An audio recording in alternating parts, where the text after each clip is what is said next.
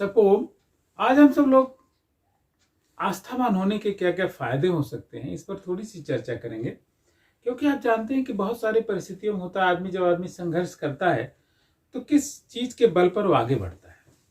आपने देखा होगा कि एक तरफ बाबर था जिसके पास हजारों की सेना थी, एक तरफ राणा सांगा थे जिनके पास लाखों की सेना थी। लेकिन इस युद्ध में बाबर के पास आस्था थी, परमात्मा में आस्थावान था कि प्रभु हम जीत सकते हैं। और राणा सांगा की सेना तो बड़ी थी, लेकिन उनके पास उतनी प्रबल आस्था नहीं थी जितनी बाबर के पास थी। अब उस आस्था के बल पर बाबर ने यह युद्ध जीत लिया। आपने बाबर का ही एक दूसरा प्रसंग देखा होगा जिसमें हुमायूं बीमार पड़ गया और उसके जीने की कोई संभावना नहीं थी। बाबर ने परमात्मा से प्रार्थना किया कि प्रभु मेरा जीवन मेरे बच्चे को दे दो और मुझे इसका जीवन दे दो। कहते हैं कि उसकी प्रार्थना के बाद ही बाबर बीमार पड़ गया और हुमायूं स्वस्थ हो गया। ये दो परिस्थितियां हम इसलिए ला रहे हैं कि देखें कि आस्था कितनी बलवान होती है और आस्था के दम पर क्या किया जा सकता है। बहुत सारे जीवन के विपरीत परिस्थितियों में जब हम परमात्मा से प्रार्थना करते हैं, हमें विश्वास रहता है परमात्मा हमारी बात सुन रहे हैं, तो वहां पर हम आसानी से जीत जाते हैं।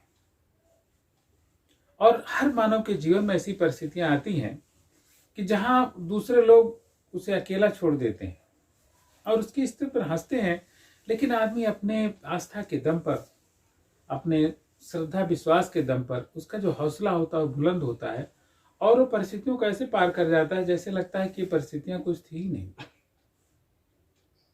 वैसे आप देखिए कि प्रहलाद को कितना थी भगवान के मन में आस्था, कितना वो आस्थावान थे।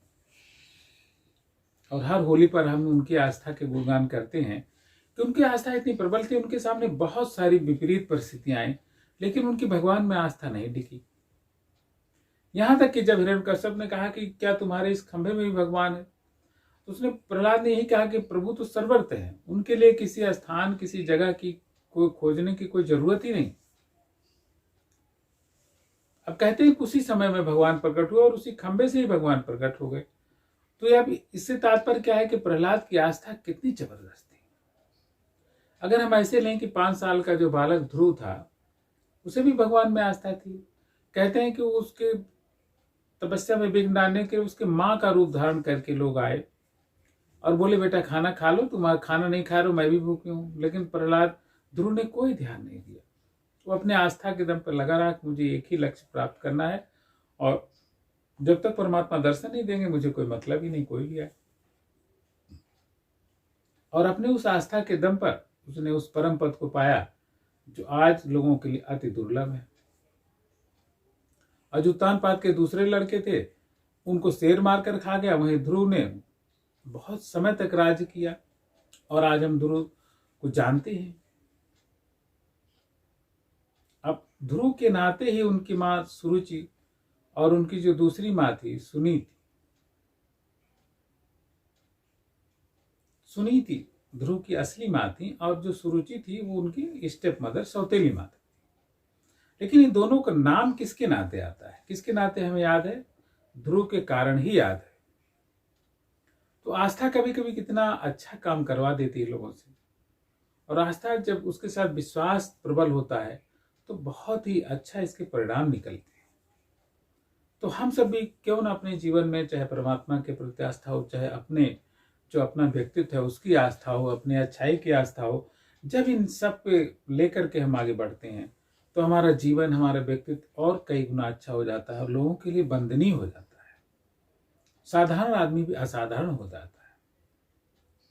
महात्मा गांधी जैसे जो साधारण थे, जब उनके अंदर आस्था बलवती है और सत्य के मार्ग पर वो चले तो आज हम सबके लिए वंदनीय है।